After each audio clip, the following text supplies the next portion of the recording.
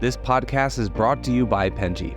Penji is a creative subscription service that gives you access to pre-vetted, agency-trained creatives from all over the world. From graphic design to illustrations to social media management and web development, it's all included for one monthly price. It's time to say goodbye to the hassle of searching for top-notch creative talent. With Penji, you get quality and consistency delivered right to your inbox every day, carefully crafted for you by humans. So meet your new creative team today. Head over to penji.co for more and enter the coupon code located within the podcast show notes.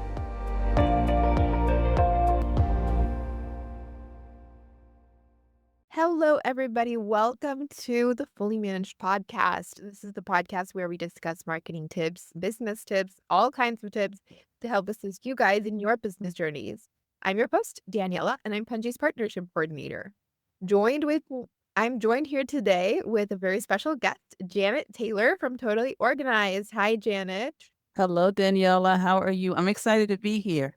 I'm so excited to have you today on the show. I am very interested in learning about your business because it's so particular. I feel like I talk to a lot of business owners who are, in very traditional type of like B2C, B2B type of things. I've never really talked to someone who's in an organizing business. So I'm very, very looking forward to learning from you. I'm excited to be here and to share. Awesome. Well, Janet, just to kind of break the ice a little bit and get us started, and just to give context to viewers who don't know who you are, can you tell us a little bit about yourself, what you do, about Totally Organized, everything that we need to know about you? So I am what they call a professional organizer, but I really transitioned to a life organizer. I basically go into people's homes and do the closets or help them with the paperwork in their home office. But I also go into businesses and really help them create systems, whether it's for inventory or just those important documents. And of course, like as you do, I also have a podcast, and that just really helps people better understand that there are a lot of areas where they can be organized and they can truly actually live a life where they can manage their time as well as their space. I think it's such a I'm curious to ask how you ended up having a business like this because it's so unconventional. I feel like it's not something that I've heard of a lot. So I really started this business because I wanted to really control my finances because I was in a job which I loved. I was doing customer service for a transportation company. Another company had taken over that contract and they were not going to take the existing staff with them. So therefore I was laid off and I'm like, you know what? I don't like the feeling of this. And I was about ready to move out for the first time during all of this. So of course I had to go to my mom and tell her what was going on. And of course she was the loving mother. She's like, well, you really can't, you don't have any place else to go. So I stayed, with her a little bit longer and I just really began to better understand and hear what people were saying about me. They kept saying, when we want something, we can always find it on your desk and you're so organized. And that's when I started doing research and I connected with a local group of professional organizers, but also got connected with the national group of organizers as well. So you've done I when I was doing research for the interview, I saw that you've done so many different things. I mean, I know you've dabbled with social media. You've had ebooks, you've had courses. I mean, it's been like you've sort of been able to scale a lot from when you got started, right? Oh, yes, because like when I got started, it was just flyers and yellow. It was just flyers and word of mouth, which really kind of really helped me better understand my market. And that's why I got into doing not webinars, but actually on-site workshops and communities because those communities had my ideal clients. So therefore it was like, okay, this community has these little workshops. They send them out to over 200,000 homes. What I need in that booklet. And that's how I got a lot of my clients as well. But yes, everything kind of transitioned because then the workshops, I would give out notes and somebody said, oh, you know what? I would pay for these. So that became like a little handout, which I began to sell, transcripts, which was a big name back then. And then it's just like every time I've been able to really look at what the need was and really transition. Like now I've got ebooks because that's the popular way and it's short, it's to the point, and it just really helps people with strategies on really how to organize their life. So what to me is insane is that you started this in 1994, which is so long ago. I mean, I wasn't even born then, and all I can think of is that like the landscape was probably so different when it comes to marketing. And a lot of people don't realize that when you're starting a business as a small business owner, marketing is probably one of the most important things that you're going to do because the way that you market that is going to really, influence whether your business takes off or not. And I'm just so curious to know how that was. I mean, how different was your marketing back then, and how have you actually been able to adapt? Because I feel like since 1994, so much has changed Well, yeah. in, like how people market businesses. Yes, and like I said, it was flyers. It was basically flyers. It was basically taking on any and every speaking engagement that would get me in front of a group of people that I knew were my ideal clients. So, of course, a lot of groups and organizations were always looking for somebody to speak at their monthly meetings. So that's how I did it. I did a lot of networking back then, meeting people, passing out my business cards. And then, of course, as I began to work with clients, then I started like what I call a referral program, which basically I'm like, look, if you refer me and this client actually utilizes my services, I will give you an hour of organizing. One of my clients actually racked up 5 hours because she just kept referring me. She's like, look, I need you. So I'm gonna just keep referring you. So that's how it really got started. It's just those basic, just almost just, handing out flyers, getting in front of people. Of course, now it's a little different with social media, but still, it's really the connection because people have to feel comfortable with me either in their home or in their office going through their stuff. So it's really about once I get in front of people, then building that connection. That was another thing that I think was at the forefront of my mind with my questions, which is how important trust is for you. Because I feel like with your business having someone all up in your business, basically, figuratively and literally, whether it's your office or your home, and this person is basically going to go in and pass a judgment of how your organization is most likely not good. And I'm imagining that a lot of people who are messy, who struggle with organizing, I mean, I've felt ashamed when I've had friends over to my house and it's not like pristine. I can't imagine having someone come into my house if I have, like, a problem with having organization, and then sort of having that person being, like, a complete stranger and being like, "You need to, like, get rid of so many cups," or, like, "You need to put them in this one thing," or whatever it is. So I'd be like, how have you been able to sort of navigate that part of the relationship or with client versus, the person offering the service?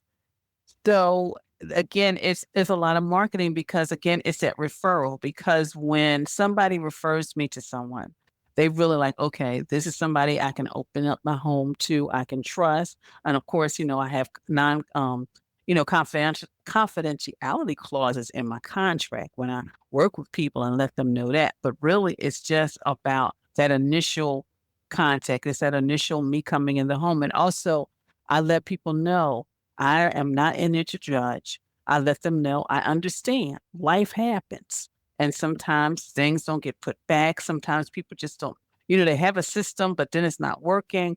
So I make sure that they understand. And of course, again, that's all in part of the marketing is let people know I'm not coming in there and telling you got to throw everything out. I'm coming in there to help you really maximize your space so when you walk in the door, you can enjoy it, but also when you're in your office, you know that you can find things the first time you look. And it's building that trust, it's letting them know I'm not going up and down the street telling everybody your business. Whatever I see here stays here. I also think it's just, like, for someone who struggles with organization, I'm imagining that it's already a huge step to sort of reach out and ask for help. So, like, I guess, like, making the process just as easy for them as possible is highly appreciated when I think it's just what's amazing to me is how vulnerable of an experience it probably is for a lot of people. I think it would be for me because I would be, like, mortified that you would be going through my stuff and then Even if you're not saying it, I think it would just be going through my head, like, "What is she thinking? Is she judging me?" And I make it fun. I try to make it really fun, Daniela, when I am in there. Because I remember one time I was helping a client clear out some storage units, and tucked in the corner was a dot matrix printer. And I shared with them, and as I approached it, I said, oh my goodness. And they were like, what? What's in the corner? I said, it's a dot matrix printer. And he's like, yeah, but I can. And I says, but can you get ink? Can you get paper for this thing? They were like, "Well, no." And so I truly make it just kind of fun and just like it's a journey, and it's not like you're getting rid of stuff, you're making room for stuff, and it's interesting when I see the dynamic specifically with couples. One woman wanted to save a high chair. Well, her daughter was already living and working in New York. She's saving a high chair for the grandchildren. And I just shared with her, I'm like, "Well, I've only been working with you for a moment, but I think knowing you and your husband, you're gonna wanna buy new things." And the husband was he's like, "Janet, I've been trying to get that thing out the house forever, but you thank you." And actually one time he was actually on his way to work and he's like, "Oh no, you come, I'm staying because I wanna work with you." So that makes me feel good as well. Yeah, I can imagine because I feel like I I also wanted to ask because I feel like organization in your home, in your office, in your space is really important.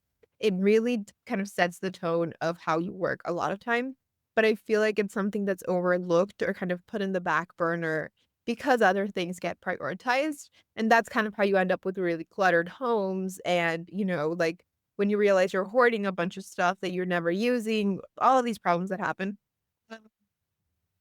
How do you actually how has your experience been with dealing with people to actually feel like the service that you're providing is going to give them value? I don't know if that question makes sense.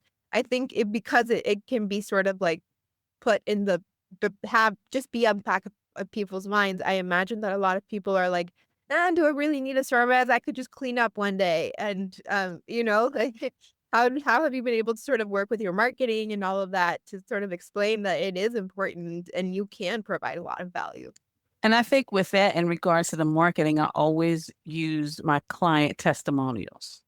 And that really helps because one client, she was able just by really creating a structure for her. So each month she already knows what bills she needs to take care of, what things she needs to do. She was actually able to get rid of a car loan. So she doesn't have any car payments anymore. She paid off a couple of credit cards, and now she has like a spreadsheet that I created for her and she could just go down and just check things off. But not only is it helping her, if anything should happen to her, because she's retired, she says now she can just hand it off to her son, and he could just, he's like he's not fumbling and trying to think, "Okay, mom, what are your bills?" Yeah. So it helps him that way, but also it just relieves stress. And I think sometimes when share with people and in my marketing, like we're talking about reducing stress. We're talking about when you open up a closet that you're not standing there just wondering what to wear because everything in there you love and you can fit. And you're not going trying on things, can't fit this, I don't look good in this, and doing things like that. Or even something, Daniela, as simple as just creating a system for the shoes when you come home so that you're not tripping over shoes by the front door or the entrance. So, or finding your keys the first time you look. Yeah, I know. I think like, I have raging ADHD. I got diagnosed when I was a kid. Um, so it's kind of just something that's I've always been aware of. With that, I think a disorganized mind is a really big I don't know if it's a symptom, but it's like a part of having ADHD.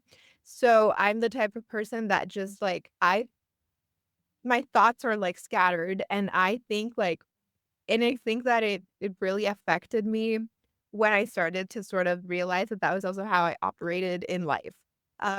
I would do my schoolwork that way when I was a kid and I was in school. Did my job that way when I started working. I organized my life like entirely because my brain operated that way, and I didn't realize how much it didn't help me because it was so messy. And I had, like, one of my former bosses kind of sit me down one day, and he was like, "You need to, like, get your organization in check." And, like, he was like, "Because you are so scatterbrained, and I wouldn't say like scatterbrained that I don't think of stuff, but like Mhm, my mhm. brain was just so all over the place that she was like, "You need to sort of like hone, like sort of like make it more streamlined and organized in order for you to be successful because you're starting a bunch of stuff and never finishing it, you're forgetting about it." Like, she kind of just like sat me down and made me kind of like realize that it was such an important aspect of my life. Um, and I think like what you do is great because even though I was able to sort of pinpoint that that was something that I needed to work on, it was not like I could just like be like, okay, I need to be more organized. I'm just gonna do that because then it was okay. How do I do that if I've been living my entire life just being just completely, chaotic? And now from going from chaos to organization is also not a thing that you just do like this, right? Yeah, that's right. It's like a process. And what I try to tell people, and it's specifically now that we have social media and the tips that I share, is that, you just do little things. You don't necessarily have to, when you want to get organized, people think, oh gosh, I got to give all weekend or a whole day. No, sometimes it's just doing one thing, clearing out a junk. Or, I give tips on how you can just kind of organize your day professionally. Sometimes it could just start by before you end your official work day, it's just like, okay, what are some of the things that I need to focus on that next day? So, really, it is about doing little things, not thinking about the big thing. And sometimes, even when we do have those tendencies to procrastinate because we see the big picture and it's just so like, it's so many things, and it's like, you know what? I got to do that later. It's just pausing and sometimes getting out a simple blank piece of paper and just writing everything down that needs to be done and just doing, okay, this is the first thing I'm going to do. Okay, I see number two, but you know what? I think I want to move down to number three because I want to get these phone calls out the way and then maybe move, but just moving up and down the list, it's just simple things. Yeah. And I think it really does make a difference. What's insane to me is how much sort of doing small changes to organize your life is going to really affect the way that you sort of handle things. I did something similar. Like I kind of was like neglecting a lot of my emails. It was my first job ever, by the way. Because I didn't like I would think sometimes I couldn't reply right away because I had to figure out the answer of the email that I was getting, right? And so I would forget that I didn't reply to the email because it's not like I could just email a person back. And then I think sort of having an organized thing of like, okay, in order to reply to this email, I need to do one, two, three things, kind of just helped me focus more than if I was just like opening my inbox and then forgetting about them and then letting them get buried. And that is true, and it is really just kinda creating a process for yourself. Like, some people, they come in and they just automatically in the morning look at all the emails. Maybe that works for some people, or maybe some people just need to kind of look at their day, look at their schedule, and like, "Okay, these are the things I need to do." But it's creating your own process. Yeah, totally. And I think like I mean that onto to add on to the fact that you were creating your own process, I wanted to ask you since I think organization is such a personal thing. And it's such a like it's tied to your own idiosyncrasies, I would say, and like people's whatever life you live. The way that you're organized or disorganized or whatever is probably going to be like influenced by a lot of those factors.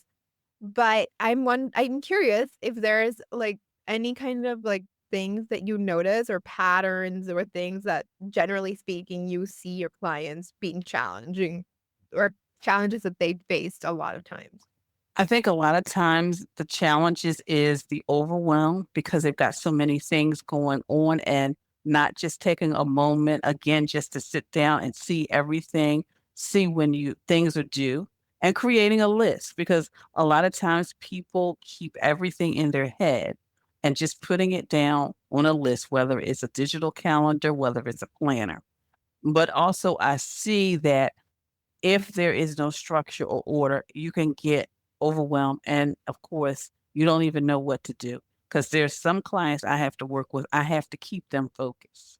They will turn around and they will lose completely. And I'm like, no, we got to focus on this. I know you see that over there, but let's stay focused on this. So a lot of times it's the focus. A lot of times, and I tell people sometimes we have to learn how to let go of things because we just have so much. And when you have less to manage, then that's less to organize, less to put away. And sometimes, Daniela, it's really trying to getting ourselves in the habit of if we take something out of a drawer, just putting it back, hanging things up, putting things away. So sometimes it's just those things because we feel like, you know what, I'm tired. I don't have time. I don't want to do this. And sometimes also, it's really knowing how much time things take. For example, laundry. We put the laundry in the washer, and then we may even put it in the dryer. We take it out, but then for some reason, that's where it just lands. And it's really looking at the whole process. It's like, okay, I'm going to take them out of the dryer. I'm going to fold them and I'm going to put them away instead of a week later thinking, okay, I don't have anything to wear. Oh, yeah, it's in that pile. But it's just creating time for those things. Yeah. I also wanted to ask you about when you appeared on Rachel Ray. I know you appeared in 2018. Yeah. I mean, that must have been so surreal. I think for me, at least, it would have been like crazy. It was. I'm curious if that actually helped boost your career. I mean, obviously you were doing pretty well by that point if you were on Rachel Ray, but from the amount of exposure, did that sort of help with marketing or was it, just like passing? How did that really affect you professionally? Well, that was a really good time, and actually they found me via social media, so that's how they reached out to me, is via social media. The turnaround time for that, it was surreal because the turnaround time was quick. On a Friday, they made a decision, "Janet, we want you in New York next Wednesday." So, which meant I had to get something to wear, I had to do all of that stuff, but it got done. And it did add a lot of different things. I got a lot of recognition specifically here locally. I got a lot of exposure, more exposure in papers and things like that, and radio, and a few different little awards that are given. So it did, help with that type of exposure. Awesome. And I think was it like surreal to just do it? I mean, were you nervous before you were actually going to go in and film, or was the experience in and of itself fun, or was it more just like nerve wracking and you don't remember it? I think when I got there, I was nervous, but then of course, it was a contest. So I was up against another professional organizer. But we were in, I guess that's what you call the green room. So we were really having good conversation. It wasn't like it was, oh, I'm not going to speak to that person. But at that time, and it's interesting, it's interesting the timing of that as it is now. So the Eagles had just won a Super Bowl. Villanova had just won a championship, the basketball championship, our local college. So my mindset was like, I gotta come home with something. I can't not come home. And but you're right, it was surreal because when one of the producers, she put her hand on my shoulder, which I knew that was a signal I needed to go out and it was like, I don't remember any of that. I don't remember um being in front of all those people, the audience. I do remember at least meeting Peter Walsh, but then when he crowned me, that was just unbelievable because I wasn't even thinking that. When they put that crown on my head, I was like, "What?" What? Like in a bunch. Which is actually wait, it's on this side. It's on this. Yeah, you see it right above me. Oh, And, yeah. yep, Yeah, yeah, I see it, I see it. yep, Yeah, it's hard to, like the cameras to, like yeah, but yep. But yep, there it is. Yep, I keep it right behind me. But yeah, that's I mean, I think it would have been I would never really been, like, invited to a show like that or done hmm anything. hmm I think whenever I've been in whatever situation where I'm in front of a big crowd, it's always a bit intimidating. Um, I had a friend ask me to help, like, model for she was selling clothes and she was like, "I want you to, like, just, like, put the clothes on and pose," and it was, like, a whole photo shoot, and I'm not a model. I didn't even, like, think I was pretty enough to do it at the time, so I was like, "Girl, what are you doing?" And I was so intimidated by the whole thing, like, the whole time just being on the camera. It's like so, I mean, I can't imagine doing something on such a large scale, like an actual show like that. well, it was It was interesting. I mean, I had my moments where I was there, but then other moments where I just felt like, "Is this real?" And then I really once when I was on my way back home, it was like everything just like, phew. I was like, "Really?" And of course, because of when it was aired, I couldn't tell anybody what actually happened to me that day. Yeah. Because, but I was able to tell at least one person who I knew wasn't gonna tell anybody. And then, of course, when it came out, other people were like, "Well, why didn't you say anything?" I'm like, "'Cause I couldn't." Yeah, And it's like yeah, I'm like, "You the it's like a documentation." spoiler for the show. Yeah, and I'm like, "Do you know the documentation I had to sign in order not to say anything?" And then it was I interesting the day of, I forgot that some of my friends are in different time zones. So, they were saying what had happened when other friends within the group chat hadn't even seen the episode. So, that was an interesting time too. But it was all a wonderful, wonderful experience. And like I said, the between the local um news and I received a wonderful recognition. It was really nice and life changing. that's And I also oh, wanted to I think and this is the last question that I have for you, but, with someone I think a lot of times I've noticed that this happens with myself, which is why I have this question. I think I'm really good at sort of fixing other people's lives in whatever way, right? Like, I can give you really good advice, I could probably tell you where you're doing wrong. I'm good at proofreading something that and I'll tell you what you need to, like, rewrite.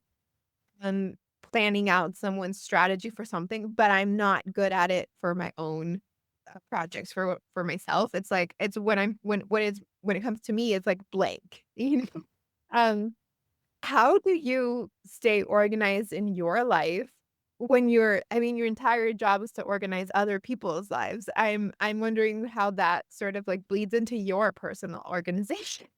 well, I mean, I feel that I'm organized the way that it makes me happy, and I let people know there are times, like, if I'm traveling and stuff like that, there's stuff all over the place.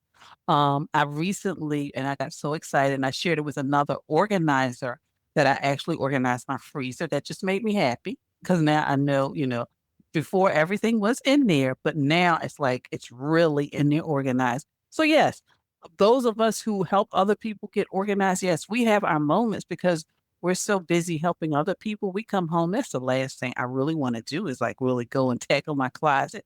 But I do have moments.